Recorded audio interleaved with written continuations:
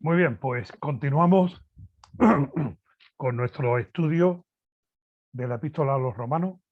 Estamos en el segundo de los temas. El primero era la ira de Dios, el segundo era la justicia de Dios y entramos ahora, ya estamos en el tercer de los temas, que tiene que ver con una nueva realidad. Hemos estado leyendo en estos días anteriores, cada uno en particular, o en matrimonio o en familia, los capítulos 6, 7 y 8 de Romanos. Estos son los capítulos que hablan de este tercer tema. Yo le daría la siguiente denominación o definición: un nuevo régimen. Estamos en una nueva realidad, un nuevo régimen.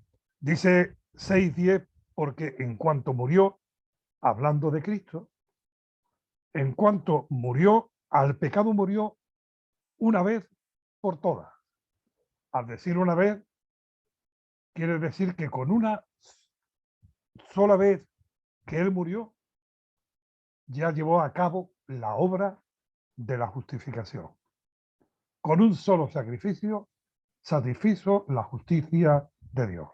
De manera que no es algo que haya que estar repitiendo, ni siquiera simbólicamente, sino que con un solo sacrificio hizo perfecto para siempre a los santificados, dice el autor de Hebreo. En cuanto murió al pecado, murió una sola vez por todas. Más en cuanto vive, para Dios vive. Así también vosotros consideraos muertos al pecado, pero vivos para Dios en Cristo Jesús, Señor nuestro. Este es el nuevo régimen. Anteriormente, antes de conocer a Cristo como Salvador, antes de recibir por la gracia de Dios la justificación por medio de la obra de Cristo, su muerte, su sepultura, su resurrección y su ascensión, antes vivíamos bajo la ley y por el pecado bajo condenación. Y la carne, con todo lo que esto implica, era quien gobernaba nuestra vida. Ahora en Cristo Jesús, considerémonos muertos al pecado, pero vivos para Dios en Cristo Jesús, Señor nuestro. Y en los versículos anteriores ha usado como ilustración la figura del bautismo. No es que esté enseñando aquí acerca del bautismo principalmente, sino que recurre o usa la figura del bautismo para expresar, para darnos a entender qué es lo que ha pasado en el mundo espiritual. Hemos sido muertos con Cristo, sepultados con Él y resucitados con Él. Y el bautismo simboliza o refleja esta realidad espiritual. Espiritual y también legal. No olvidemos que la condenación es una consecuencia legal a causa del pecado. Ahora, considerados muertos al pecado. Es conveniente detenernos un momento en ver cuáles son los sentidos de la muerte que encontramos en la Biblia. Cuando la Biblia habla de la muerte, ¿en qué está pensando? Si vamos al libro de Génesis, capítulo 2, dice el versículo 15, tomó pues Jehová Dios al hombre y lo puso en el huerto del Edén, para que lo labrara y lo guardase. Y mandó Jehová Dios al hombre diciendo, de todo árbol del huerto podrás comer, mas del árbol de la ciencia del bien y del mal no comerás, porque el día que de él comieres, ciertamente morirás. Ahí hay una generosidad al darle todo el huerto, pero hay también una condición al ponerle una prohibición. De todo podrás comer, pero del árbol de la ciencia del bien y del mal no comerás, porque el día que de él comieres, ciertamente morirás. Capítulo 3, versículo 6. Y vio la mujer que el árbol era bueno para comer, que era agradable a los ojos y árbol codiciable para alcanzar la sabiduría. Y tomó de su fruto y comió, y dio también a su marido, el cual comió así como ella. Entonces fueron abiertos los ojos de ambos y conocieron que estaban desnudos. Entonces cosieron hojas de higuera y se hicieron delantales. Y oyeron la voz de Jehová Dios que se paseaba en el huerto al aire del día. Y el hombre y su mujer se escondieron de la presencia de Jehová Dios entre los árboles del huerto. Mas Jehová Dios llamó al hombre y le dijo: ¿dónde estás tú? Y él respondió: oí tu voz en el huerto, tuve miedo porque estaba desnudo y me escondí. Dios había dicho: el día que de él comiereis, ciertamente morirás. Comieron. Y ese día físicamente no murieron, pero espiritualmente sí, porque el pecado, la desobediencia, produjo separación entre Dios y el hombre. De manera que, anterior a comer del árbol prohibido, del fruto del árbol prohibido, Dios, se intuye por la lectura del pasaje, paseaba con Adán y con Eva por el huerto. Pero cuando comieron y le fueron abiertos los ojos, tanto a él como a ella, oyeron la voz de Dios y se escondieron. Tuve miedo y me escondí. Ahí hay un aspecto de la muerte que va más allá de la muerte física. Muerte significa separación. La muerte física es cuando el espíritu deja el cuerpo. Se produce la separación del cuerpo y el espíritu. Pero hay una muerte espiritual que es la que produce que ha producido la separación entre Dios y el hombre. Y el hombre se esconde de Dios porque tiene miedo, porque ahora es consciente de que ha desobedecido y no quiere esa relación personal con Dios. Es más, cose con hojas un vestido y se hace uno del altar con las hojas de higuera. Busca su propia solución, su propio remedio, por medio de sus propias obras. Esto está sucediendo de manera continua y permanente. De manera que volvemos al libro de Romanos, capítulo 6, y nos damos cuenta que cuando habla de la muerte, no está hablando solo de la muerte física, sino que está hablando también de una realidad espiritual que tiene que ver con el estado, con la condición del ser humano, con relación a Dios, con relación a sí mismo, y que esto afecta también en su relación con los demás. Por lo tanto, está hablando en el sentido espiritual, que ahora todo esto se confirma por medio de la muerte física. Estamos rodeados de testimonio de manera permanente de que estas realidades espirituales son verdad y la muerte lo demuestra. Este nuevo régimen en el cual estamos ahora, todos aquellos que hemos reconocido nuestra condición y hemos creído y creemos en Cristo como nuestro Salvador personal y hemos recibido la justificación por medio del Evangelio, ahora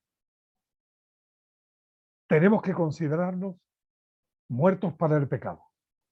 Muertos para el pecado en el sentido que estamos hablando y que ahora vamos a considerar. Este nuevo régimen, yo lo Son tantos los detalles y riquezas que hay en estos pasajes que tenemos que hacer un vuelo rasante y hacer una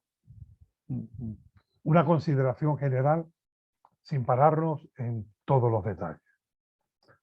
Este nuevo régimen habla de la relación con Cristo, la relación con el pecado y la relación con la justicia.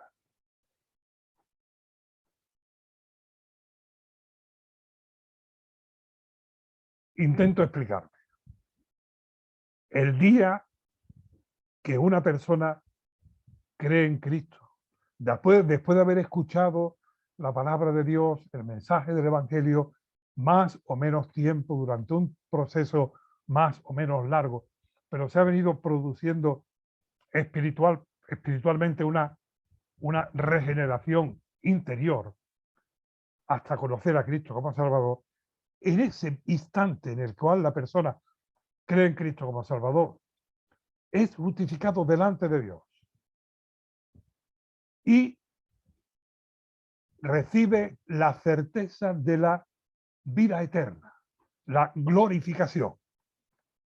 Pero entre la justificación y la glorificación, es decir, desde el momento en que por medio de Cristo he sido puesto en paz con Dios hasta el momento en el cual yo deje este cuerpo y este mundo y pase a estar en la presencia de Dios, hay un proceso, hay un tiempo.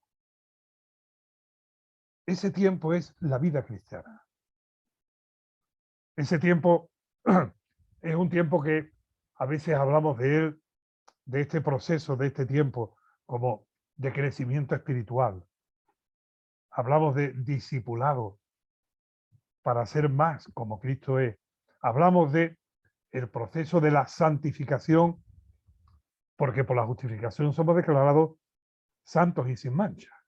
Pero esto es el comienzo de un proceso de una santificación dinámica, de un crecimiento espiritual, dejando atrás lo viejo y avanzando hacia lo nuevo. Pues los capítulos 6, 7 y 8 de la Epístola a los Romanos nos hablan de este tiempo entre haber creído en Cristo, haber sido declarado hijo de Dios y el tiempo en que pasemos a estar en la misma presencia de Dios. Esto es de lo que vamos a hablar, de la vida cristiana. El nuevo régimen que no es conforme a la carne, sino conforme al Espíritu.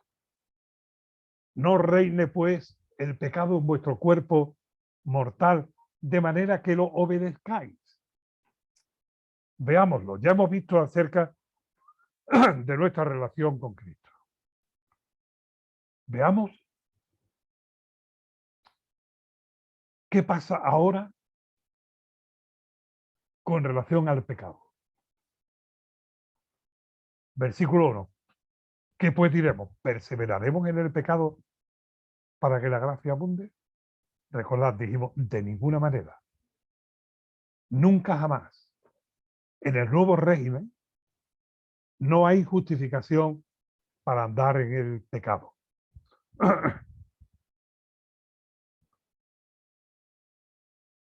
Versículo 2. Porque lo que hemos muerto al pecado, muerto en este sentido, que ahora en el capítulo 7 lo va a explicar, ¿cómo viviremos aún en él? Es decir, si Cristo ya nos ha sacado de ahí, del reino de las tinieblas, nos ha sacado de la condenación del pecado, ¿cómo vamos ahora a vivir como antes vivíamos? ¿Cómo vamos a andar ahora viviendo como antes? Nuestro viejo hombre, dice el versículo 6, fue crucificado juntamente con él, para que el cuerpo del pecado sea destruido. Es decir, para que vaya muriendo aquel que en un tiempo gobernó nuestra vida y nos llevó conforme a su voluntad, tiene que ir siendo destruido, tiene que ir siendo anulado. a fin de que no sirvamos más al pecado. Notad ahí, servir al pecado. Éramos esclavos del pecado y servíamos por obligación, es más, no solamente por obligación, sino por imposición, por esclavitud, y una esclavitud cruel y misericordia al pecado. Pero, versículo 12, no reine pues el pecado en vuestro cuerpo mortal. Notad esto, no reine. Aquí no habla de que no esté presente o que no aparezca. Aquí habla de un reinado, de quién está sentado en el trono, quién gobierna nuestra mente, nuestro interés y nuestro corazón. No reine pues el pecado en vuestro cuerpo mortal, de modo que lo obedezcáis en su concupiscencia. Obedecerle es dejarlo que nos impulse, que nos gobierne, que reine sobre nosotros, sobre nosotros. Versículo 13, ni tampoco presentéis vuestros miembros al pecado como instrumento de iniquidad. Instrumento es una herramienta. Ahora ya no estamos en el gobierno del pecado, no somos herramienta o instrumento para el mal. Ahora estamos en las manos del artesano. Estamos en las manos del autor y señor de la vida. Versículo 14, porque el pecado no se enseñoreará de vosotros, pues no estáis bajo la ley, sino bajo la gracia. La vida cristiana consiste en una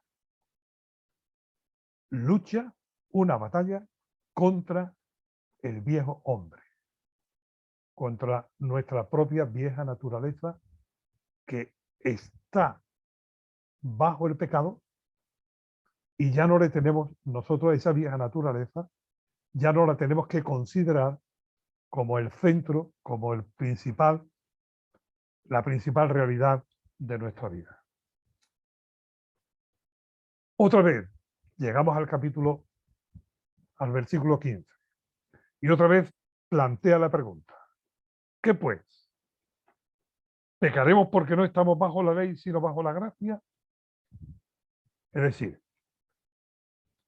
¿puede alguno pensar, bueno, si yo ya he sido justificado y ya tengo la certeza de la salvación, ¿por qué tengo yo que negarme? Si mis pecados ya están perdonados, los pasados, los presentes y los futuros, ¿por qué tengo yo que negarme a mí mismo de los deseos de mi carne y vivir en el pecado? ¿Pecaremos porque no estamos bajo la ley? De ninguna manera. Y ahora desde el versículo 16 va a hablar de las evidencias del nuevo nacimiento. ¿No sabéis que si os sometéis a alguien como esclavo para obedecerle, sois esclavo de aquel a quien obedecéis, sea del pecado para muerte o sea de la obediencia para justicia? Si alguien, al escuchar los argumentos anteriores de Pablo, pensara, bueno, esto es una, como decíamos la semana pasada, una licencia de corso para poder vivir como me dé la gana, es una evidencia de que no ha entendido realmente lo que es el Evangelio.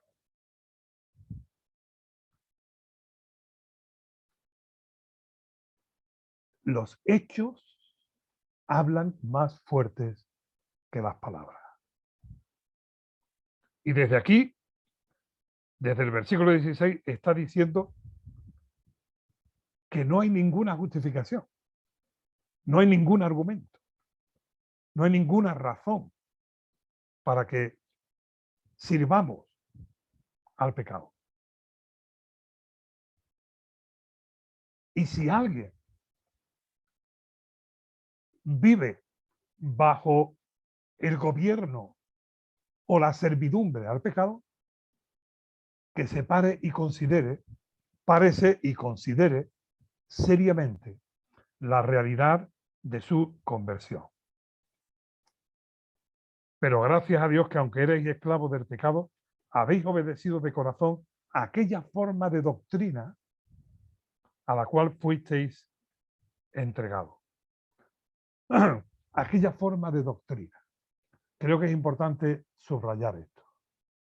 Aquella forma de doctrina no es un decálogo, ni tampoco una declaración escrita de fe. Aquella forma de doctrina tiene que ver con Cristo Jesús, el modelo de su vida. ¿Cuál es la doctrina cristiana? Cristo Jesús. ¿Cómo debe vivir un verdadero cristiano? Siguiendo las huellas del Maestro. Amándonos como Él nos amó. Sirviéndonos como Él sirvió. Perdonando como Él nos perdonó. Orando como Él oró. Haciendo la voluntad del Padre como Él hizo. Esta es la forma de doctrina. A veces queremos expresarlo todo en definiciones teológicas, cuando el cristianismo es estilo de vida. Cuando el cristianismo, como dice el refrán popular, que hechos son amores y no buenas razones. Y aquí está hablando de ser imitadores de Cristo.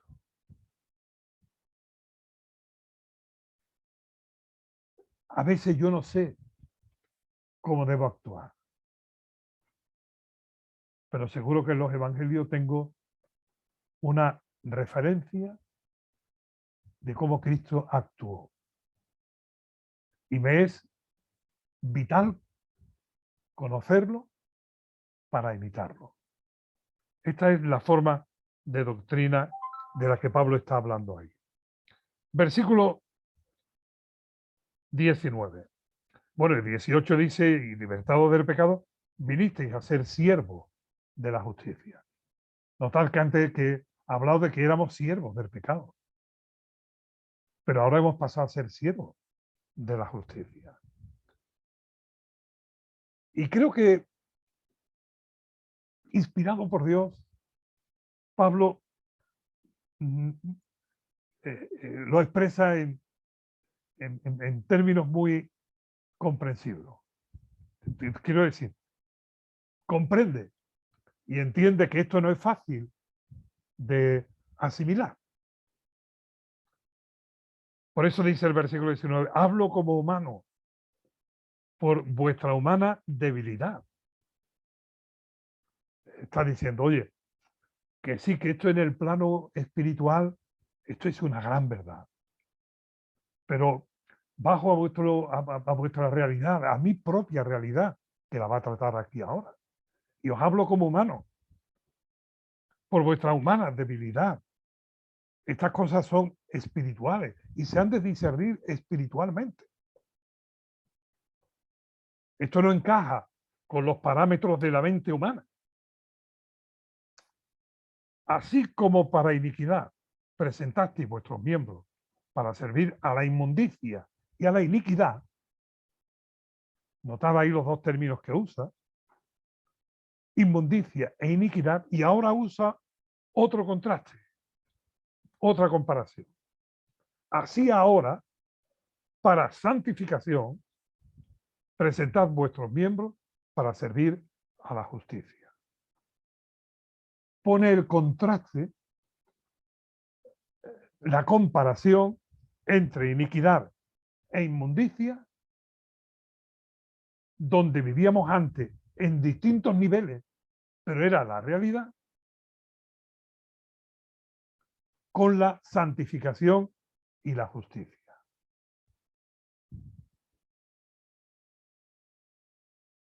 Antes no necesitábamos que se nos explicaran las razones de por qué hacíamos el mal. Y lo hacíamos. Ahora deberíamos hacer el bien sin que se nos tenga que explicar las razones de por qué hacerlo, sino porque estamos en el nuevo régimen, en la nueva realidad. Antes, versículo 20, éramos esclavos del pecado, pero ahora, versículo 22, habiendo sido libertados del pecado y hechos siervos de Dios. Me encanta que también en esta comparación se usen términos distintos. Éramos esclavos del pecado y hemos sido rescatados de la esclavitud del pecado y hechos siervos de Dios. Porque antes éramos esclavos por obligación, por esclavitud en cadena. Pero ahora Dios quiere que seamos siervos por amor, voluntarios. Como aquellos allí en el Antiguo Testamento que decían, no me quiero la libertad para irme, sino quiero servirte por amor. Todo esto tiene que ver con el nuevo régimen. Que por cierto, en el capítulo 12, si avanzáis un par de páginas en vuestra Biblia, el capítulo 12 y 13 va a hablar después de cómo se pone eso en práctica, que es el quinto de los temas. Y comienza diciendo, así que hermanos, os ruego por la misericordia de Dios. La idea es, a la luz de cuán misericordioso ha sido y es Dios con nosotros, pues por su mucha misericordia, por sus muchas bondades, os ruego, haciendo memoria de cómo Dios ha sido misericordioso contigo en tu vida, ha sido contigo misericordioso en todos los momentos y en todas las circunstancias. Así que os ruego por esas misericordias que presentéis vuestros cuerpos en sacrificio vivo, santo, agradable a Dios, que es vuestro culto espiritual, lógico, racional. ¿Cómo es el nuevo régimen? Es el presentarnos a nosotros mismos como sacrificio vivo. Veremos en su momento más adelante, pero vaya de anticipo. Aquí la figura es cuando el sacerdote se presentaba bien en el tabernáculo o bien después en el templo y llevaba un sacrificio que lo mataban allí y la sangre de aquel sacrificio era derramada en el tabernáculo. Dice que nos presentemos nosotros mismos, no a otro, ni otro sacrificio, sino que nos presentemos a nosotros mismos, que presentemos nuestros cuerpos. Está diciendo esto aquí en Romanos capítulo 6, nuestros miembros. Es decir, la parte de nuestro cuerpo que un día lo estuvimos usando para la maldad, para el egoísmo, para el engaño, los deseos de los ojos, las manos, la mente, los pies, derramadores de sangre. Pues aquí dice que como para iniquidad presentasteis vuestros miembros para servir a la inmundicia y a la iniquidad, nos presentemos a nosotros mismos voluntariamente como sacrificio vivo, no como un sacrificio muerto, sino como un sacrificio vivo, es decir, nuestra vida. El siervo, hemos sido hechos siervos de Dios y eso implica nuestra entrega personal, voluntaria y libre. Por eso dice el versículo 22 de Romanos 6, y tenéis por vuestro fruto la santificación y como fin la vida eterna. Recordad que lo hemos visto hace un momento. Creímos en Cristo y morimos al pecado. Y la ley ya no tenía ningún poder sobre nosotros, ni el pecado autoridad sobre nosotros. Hemos sido hechos siervos de Dios. Y ahora el fruto, no las obras, sino el fruto que se produce como vida cristiana es la santificación y la vida eterna. He hecho una distinción entre obras y frutos.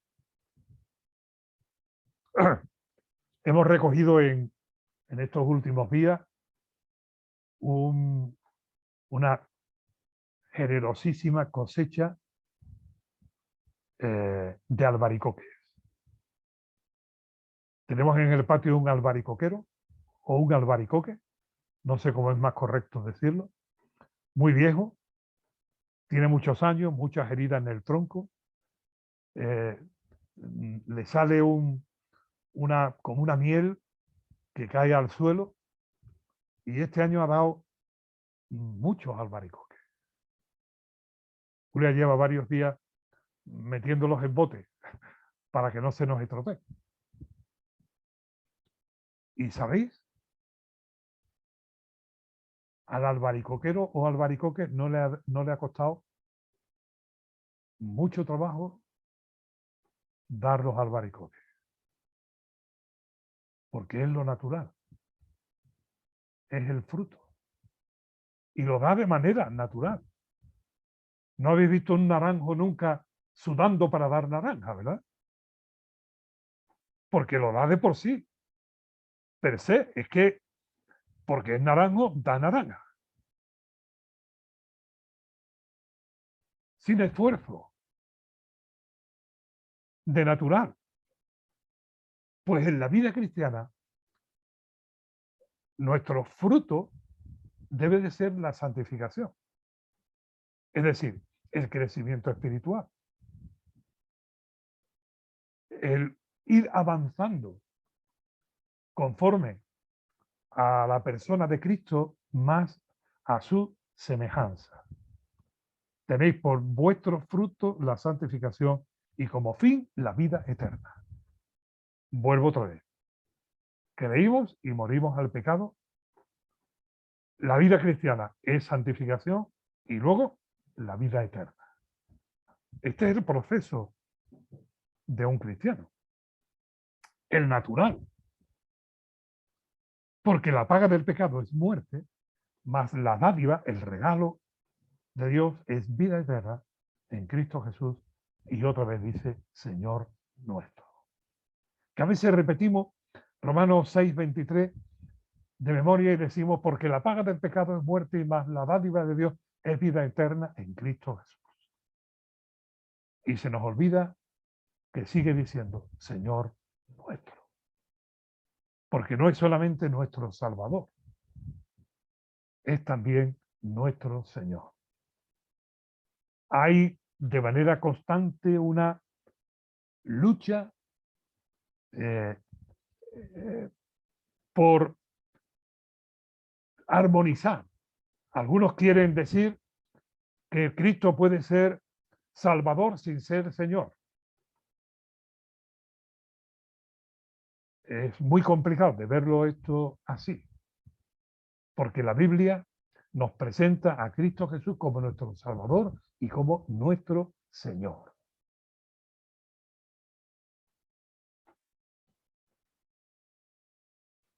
Una ilustración, dado que Pablo ha dicho antes por nuestra humana debilidad, ahora lo va a ilustrar. Capítulo 7, versículo 1 al 3. ¿Acaso ignoráis, hermanos? Pues hablo como los que conocen la ley, dice Pablo en Romanos 7:1, que la ley se enseñorea del hombre entre tanto que éste vive. Y ahora lo ilustra. Porque la mujer casada está sujeta por ley al marido mientras éste vive. Pero si el marido muere, ella queda libre de la ley del marido. Así que, si en vida del marido se uniere a otro hombre, será llamada adúltera. Pero si su marido muriere, es libre de esa ley, de ese vínculo, de ese estado, de ese régimen. De tal manera que si se uniere a otro marido, no será adúltera. Toma el caso del matrimonio para ilustrarnos lo que espiritualmente ha pasado. Antes estábamos unidos de manera vital al pecado y hemos muerto a la ley, porque la ley no muere, ¿eh? Aquí no dice que la ley ha muerto, no, hemos muerto nosotros a la ley y hemos sido desposados con Cristo. Porque el vínculo que antes nos unía y nos esclavizaba con el pecado ha sido roto. Y legalmente esto es así. No es solamente espiritualmente, es que legalmente es así. Así también vosotros, versículo 4, hermanos míos, habéis muerto a la ley mediante el cuerpo de Cristo, para que seáis de otro, del que resucitó de los muertos, a fin de que llevemos fruto para Dios. Otra vez, a fin, con el propósito, con la realidad, con la intención de que llevemos fruto para Dios. Porque mientras estábamos en la carne, las pasiones pecaminosas que eran por la ley, obraban en nuestros miembros llevando fruto para muerte.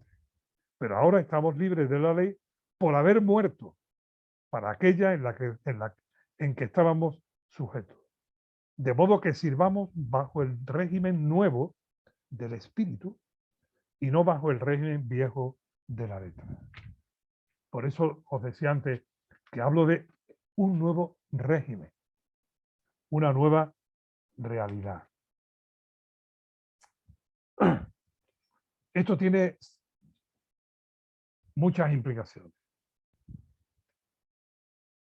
Por ejemplo, ¿significa esto que el cristiano ya no peca? No. ¿Significa esto que el cristiano no puede pecar? No. Significa que ya no estamos por la esclavitud obligados a pecar. Antes, la condición caída nos llevaba donde quería. Ahora, en el nuevo régimen, el régimen del Espíritu, Dios no solamente nos ha liberado, sino que nos ha capacitado, dándonos poder para decir no al pecado. Claro que vienen las tentaciones, claro que vienen los momentos en los que surge o quiere surgir la vieja naturaleza que, aunque ha muerto legalmente, pero todavía está en nosotros. Pero ya no tenemos que obedecer. No estamos obligados a obedecer. Eso de que en algunas épocas se ha dicho, y ya desde el principio del cristianismo, de que porque hemos muerto al pecado ya no podemos pecar, eso no tiene fundamento bíblico. Pecamos, pero no vivimos en el pecado.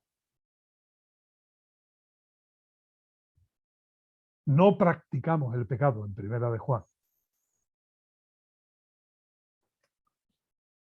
Si algunos piensan que por la rigidez y por la práctica religiosa o cadenas o vínculos humanos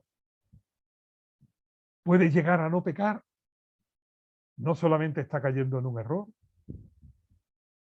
sino que además también en realidad terminará manifestando una imagen hipócrita,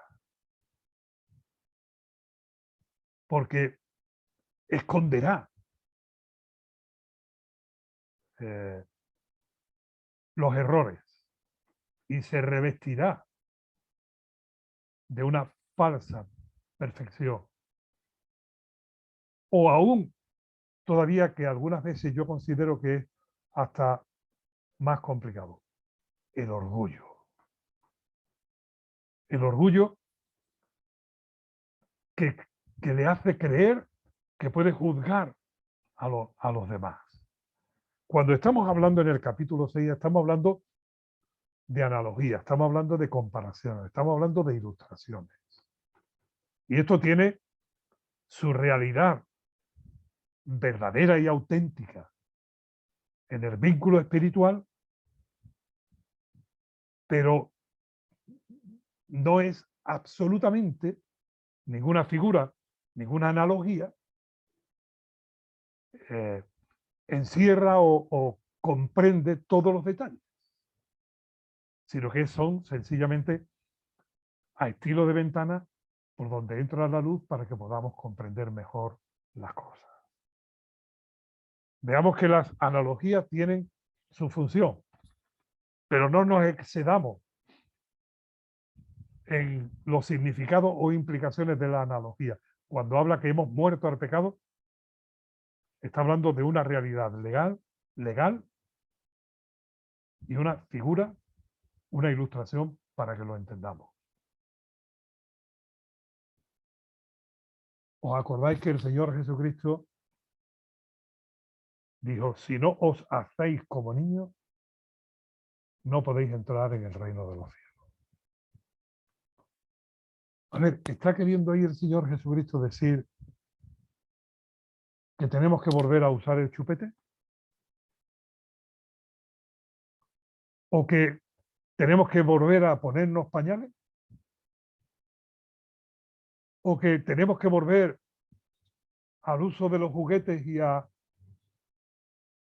Es una figura que habla de la confianza, que habla de el cobijo, que habla de la sinceridad de un niño. Pero no sé, algunos han llegado a usar chupetes en algunas reuniones para escenificar que eran como niños. Y entonces la figura, la ilustración o la analogía, que tiene como fin ayudarnos a entender las verdades, se convierte en más importante que la propia verdad que intenta ilustrar.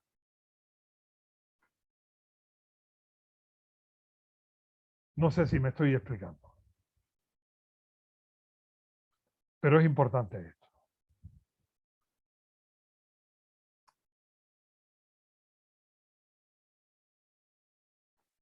Que hemos muerto al pecado significa que la ley ya no tiene ningún poder sobre nosotros.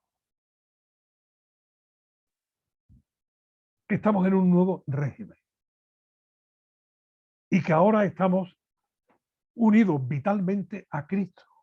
Nuestra cabeza ya no es el Adán, que pecó, por medio del cual el pecado entró en el mundo, sino nuestra cabeza es Cristo Jesús, por medio del cual vino la gracia y la verdad. Pero Pablo no ignora, ni quiere que nosotros ignoremos los conflictos que esto implica también en nuestra vida. Notad en el capítulo 7, desde el versículo 7 hasta el 24, que ni una sola vez se nombra a Cristo Jesús.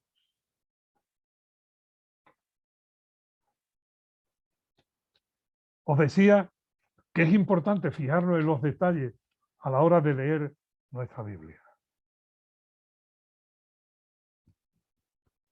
¿Qué diremos pues? 7:7. ¿Que la ley es pecado? En ninguna manera. La ley no ha traído el pecado. Pero yo no conocí el pecado sino por la ley. Porque tampoco conocería la codicia si la ley nos dijera no codiciarás. Esto ya lo hemos dicho más de una vez. La ley tiene como finalidad mostrarnos la realidad del pecado en nuestra vida. El pecado no es algo subjetivo. El pecado no está basado en lo que a nosotros nos parece, lo que a nosotros nos gusta o lo que la sociedad da por bueno o da por malo. Isaías capítulo 5 dice, ay de los que a lo bueno llaman malo y a lo malo llaman bueno. Ay de los que se levantan temprano para beber vino. Ay de los que van y procuran la riqueza. Y ay, los ayes que están ahí. La ley ha venido para mostrarnos. Dios nos dio la ley para que tengamos conciencia, para que tengamos un espejo que nos muestre la realidad del pecado. Mas el pecado, tomando ocasión por el mandamiento, produjo en mí toda codicia, porque sin la ley el pecado está muerto.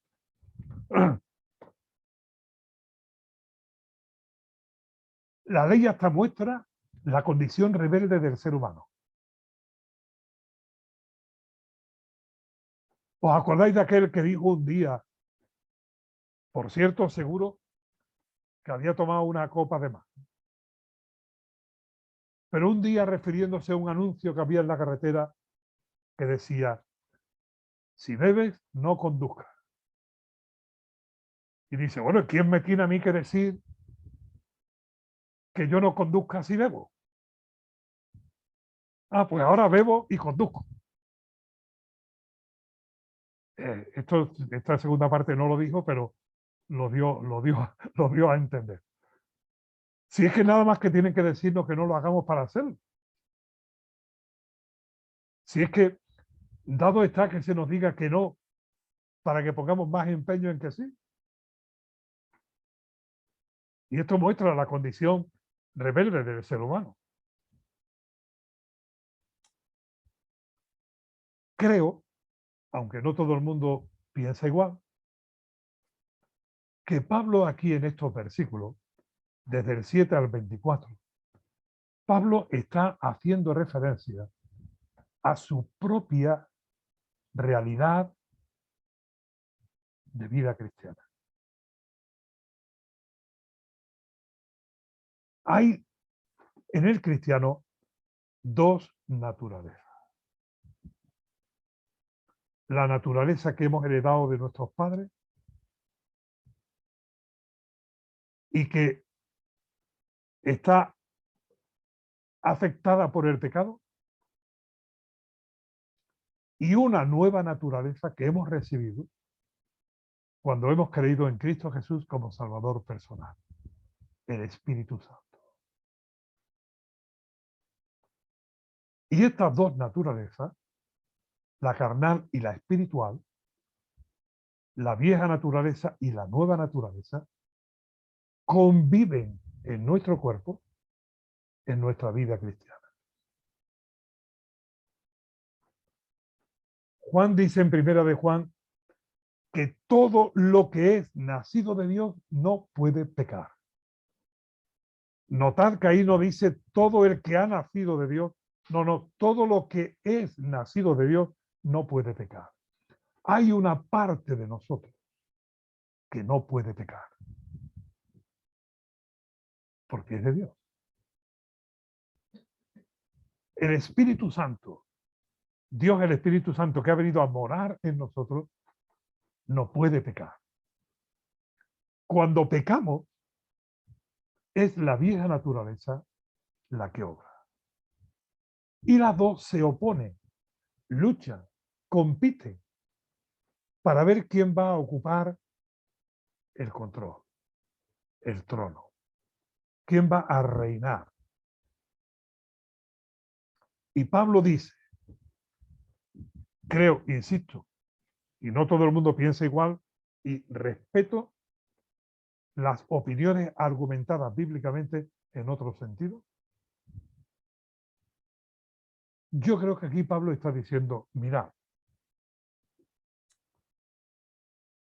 versículo 14, sabemos que la ley es espiritual, mas yo soy carnal. Está viendo la realidad de que yo tengo una naturaleza pecaminosa y una naturaleza espiritual. Y esto se vive, y Pablo libra esta batalla como tú y como yo, aunque posiblemente él con mayor intensidad, porque él tuvo privilegios que tú y yo no hemos tenido. Él recibió bendiciones que tú y yo no hemos recibido. Conozco a un hombre, dice en 2 Corintios capítulo 12, que si en el cuerpo o fuera del cuerpo no sé, pero le fue dado oír y ver cosas que es imposible. De tal hombre yo me gloriaré, pero de mí mismo en nada me gloriaré. Y para que las grandezas de las revelaciones no me enaltezcan sobremanera, tengo un mensajero de Satanás. Me ha sido dado un aguijón en mi carne. Algunos sugieren que ese aguijón era algo físico.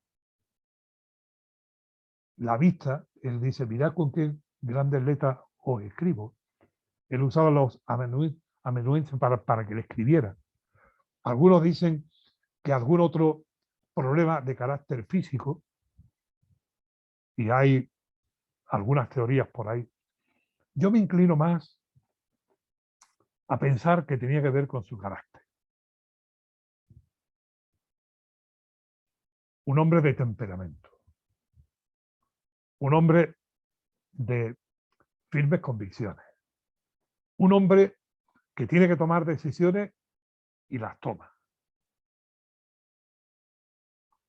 que tiene que enfrentar conflictos y los enfrenta.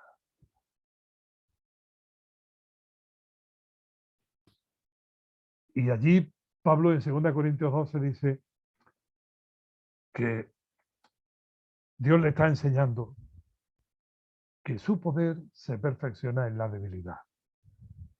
De modo que cuando soy débil, entonces soy fuerte. Mirad, hermanos, la vida cristiana de conflicto, de problemas, de luchas, de dificultades, no es para negarla, es para vivirla, para confrontarla.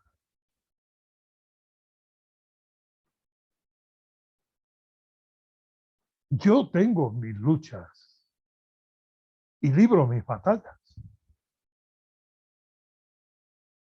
pero gracias a Dios que no la libro solo, ni en mis fuerzas, sino que cuando le doy el lugar al Señor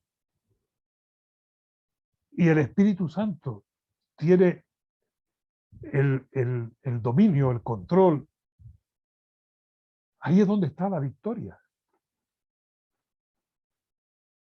Cuando soy débil, entonces soy fuerte. Cuando soy débil, en mi propia consideración acerca de mí mismo.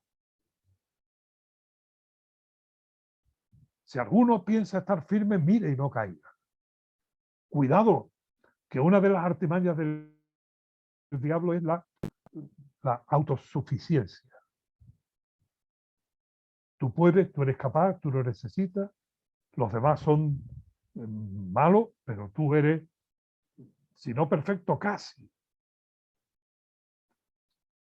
Pablo aquí está diciendo que él libra una batalla, que hay en él también un hombre carnal, pero hay una realidad espiritual. Y algunas veces lo que hago no lo entiendo. Pues no hago lo que quiero, sino el mal que no quiero, eso hago. Oye, seamos sinceros, y como Pedro cuando negó a Jesús y escuchó al gallo cantar, pues si es necesario lloremos en arrepentimiento. Pero el estado de perfección solamente lo vamos a recibir cuando estemos en la presencia de Dios. Y el capítulo 7 lo deja, creo que, muy claro. De manera que ya no soy yo quien hace aquello, sino el pecado que mora en mí. Ahí no hay un conflicto de personalidad. Ahí lo que hay es una lucha cristiana. No demos lugar al pecado. Porque el pecado, como le demos una treguilla, como le demos un poquito, yo sé que en mí, esto es en mi carne, no mora el bien. Y para subrayarlo dice, en mi carne no mora el bien. Porque el querer el bien está en mí, pero no el hacerlo.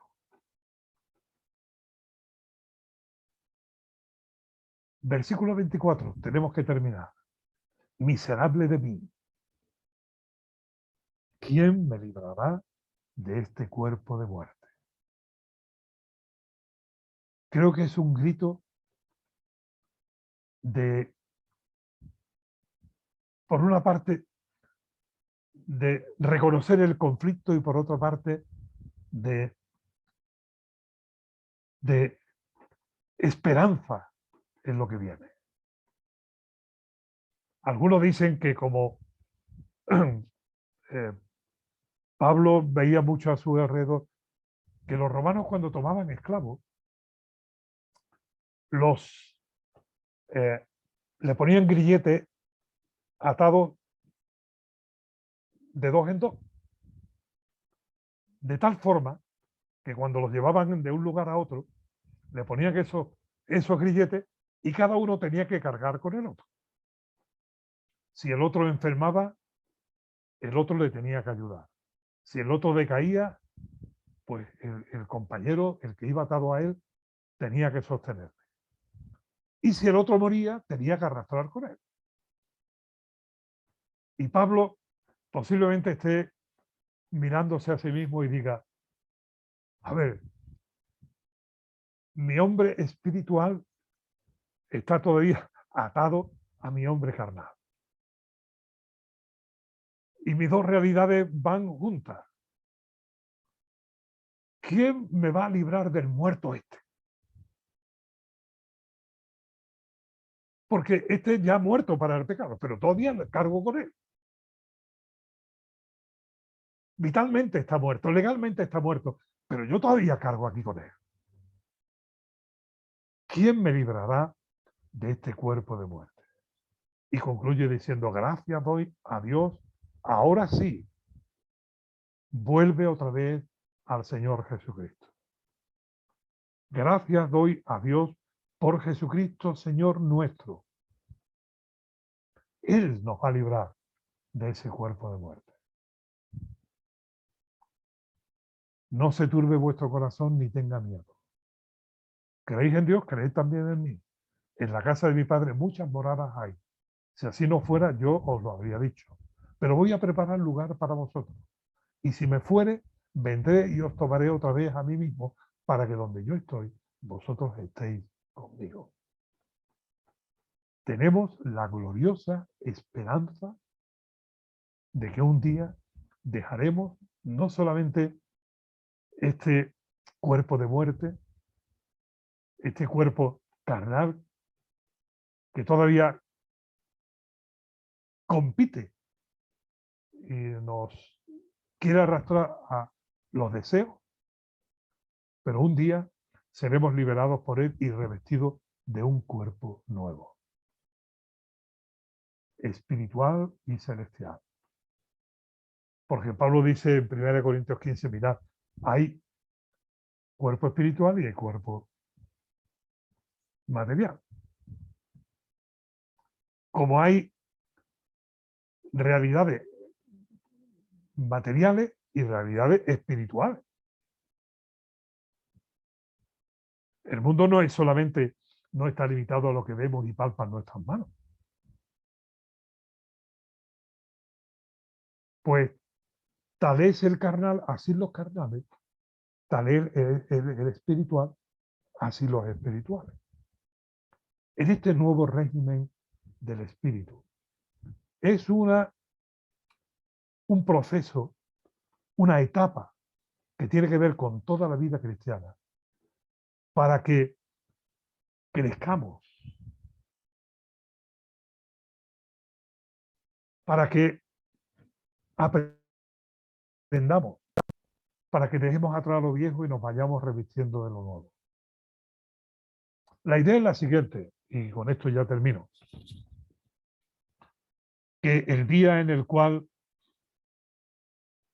pasemos a la presencia de Dios y con Cristo seamos revestidos de esta realidad celestial, el proceso sea, o el cambio sea lo más cercano posible. Es decir, si el mismo día que yo me convertí hubiese pasado a la presencia de Dios, sería como darle la vuelta a un calcetín. Y ahora Dios dice, no, pero te voy a dar tiempo para que en ese tiempo vayas dejando atrás lo viejo y te vayas acercando más a lo nuevo. Vaya dejando atrás lo de la carne y te vayas revistiendo de lo del espíritu. De tal manera que después no sea tan drástico el cambio, el proceso. Ya empezamos aquí, debiéramos estar ya gozando de muchos de los deleites que nos esperan después en la perfección. Ahora como anticipo. A veces solamente en forma de fragancia. Yo a veces estoy aquí trabajando y cuando están preparando la comida, llega un perfume que ya empieza a generar jugos gástricos y a salivar y demás. Pues ahora mismo podemos estar también deleitándonos en fragancias celestiales, espirituales, pero que generen en nosotros un deseo más profundo, un deseo más ferviente, un deseo más grande. Porque vendrá un momento en el que la comida se servirá y nos sentaremos en la mesa en la presencia del Señor. Pero la vida cristiana es una lucha. Así que vistamos la armadura de Dios. La pieza más segura de la armadura, o la más importante de la armadura, es el yelmo de la salvación. Lo primero que se ponía el soldado para salir a la batalla era el casco, el yelmo, porque es la parte más delicada. Por lo tanto, la parte más importante de la armadura es la seguridad de la salvación. ¿Es Cristo Jesús tu Salvador? ¿Es Cristo Jesús tu Señor? ¿Tienes la absoluta certeza del perdón de tus pecados y la vida nueva? Dicho de otra manera más sencilla, ¿has nacido de nuevo? Pues gloria a Dios por ello. Ahora vístete el resto de la armadura. Eso está en Efesios capítulo 6, me parece que sí. Pues en la próxima, Dios mediante, veremos el capítulo 8 de Romanos para terminar con esta sección. Ahora pues ninguna condenación hay para los que están en Cristo Jesús. Sí, los que no andan conforme a la carne, sino conforme al Espíritu. Señor, gracias porque lo que la ley, lo que nosotros, ni nada ni nadie nos podía traer lo que no podíamos lograr por ningún sistema, por ningún método. Señor, tú nos lo has regalado en Cristo Jesús. El perdón, la paz, la justicia, la vida eterna. Señor, y mientras estamos en este camino, nuestros pies se manchan del barro. Te pedimos, Señor, que tu Espíritu Santo nos siga ayudando y fortaleciendo. Que nos revistamos de humildad, porque te necesitamos. Y gracias por cada uno de mis hermanos y hermanas. Y te ruego que tú les bendigas grandemente. Gracias por tu palabra. Gracias por tu Espíritu Santo, que es el sello de garantía de que somos de tu propiedad. Gracias por Cristo Jesús. En su nombre, amén.